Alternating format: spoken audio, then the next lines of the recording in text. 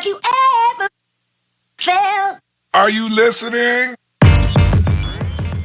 Alright, so there's the kit. Basically, this one's the cheapest one you can get. It's 3 pieces, a top, a mid plate over here, that one, and a bottom plate.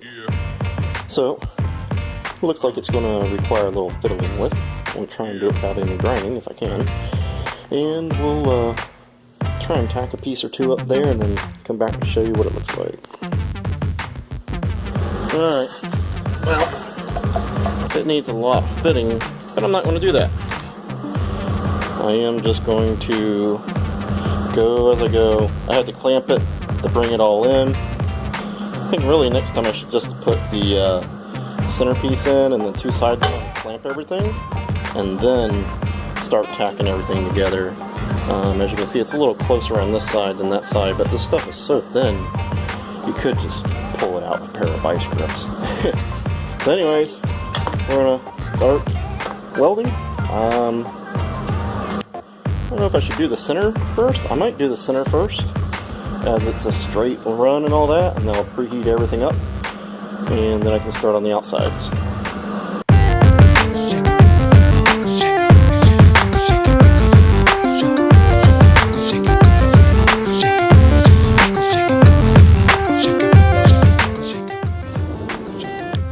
Alright, so I switched over to inner shield to do this.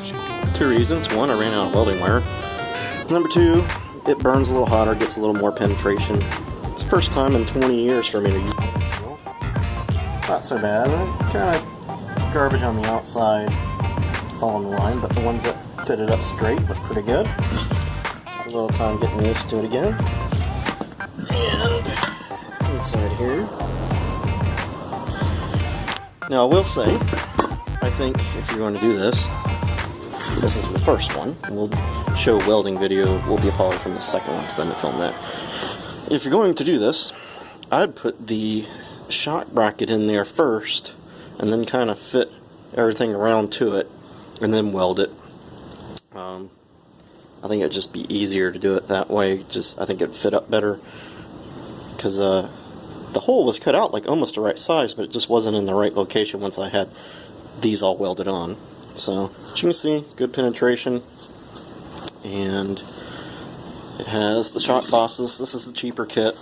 There are more expensive kits. It has some gussets for here, and I think up around the front it wraps it. You know, we're just going down trails. I don't think we're even going to really need that. This stuff is not the best metal.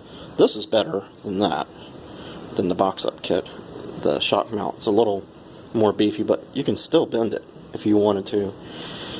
Anyways, like I say, we're not Baja 1000.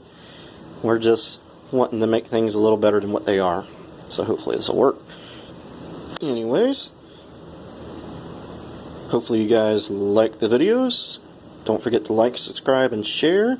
And hit the bell icon if you subscribe so you can see more videos.